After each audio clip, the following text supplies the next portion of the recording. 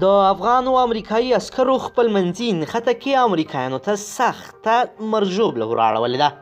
ګډ ځواکونه د خارجیانو لخوا رهبري کیږي او په دې وروستیو کې ډېر سخت ظلم او بربریت وکړ. ډېر بېګناه افغانان یې ویشتل، حتی مسجدونه یې شهیدان کړل. ملګرو ورته پیښه کې په ننګرهار ولایت کې ګډو ځواکونو امریکایان ویشتلي دي. ولې یې وویشتل؟ شخړه یې په څه راغله او څومره افغان عسکر پکې شهیدان شول؟ ویډیو کې وګورئ او افغان کمانډو له دغه کاره راضي یاست نو ویډیو در سره حتما لایک کړئ. قدرمنو لیدونکو السلام علیکم، ستړي مه شئ. راپورونه وایي چې د ننګرهار ولایت په شیرزاد ولسوالۍ کې د افغان ځانګړو ځواکونو او امریکایي عسکرو ترمنځ تر لفظي شخړې وروسته نښته شوې چې پکې دواړو لوریو ته درنه مرجوبله راوختې ده.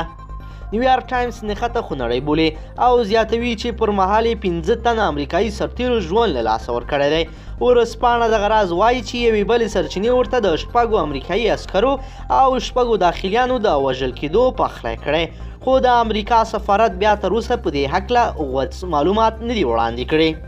امریکایي رسنۍ بیا وایي چې دغه شخړه کې 2 تنه امریکایي عسکر وژل شوي او 6 نور ژبلیدلي دي. دغه راز 9 تنه افغان عسکر هم وژل شوي دي. د امریکا پوځ لا معلومه نه ده چې دا برید نفوذي و او که د لفظي اختلاف له امله راولاړ شوی و.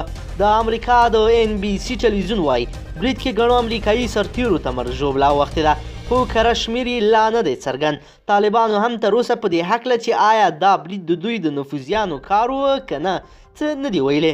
د یادونې وړ ده چې وخت ناوخت د افغان امریکایي عسکرو ترمنځ د خونړیو شخړو د راولاړېدلو عاملین طالب نفوذیان یادېږي، خو کله ناکله بیا دا بریدونه د هیوادني احساس له مخې هم ځینې سرتیري ترسره کوي.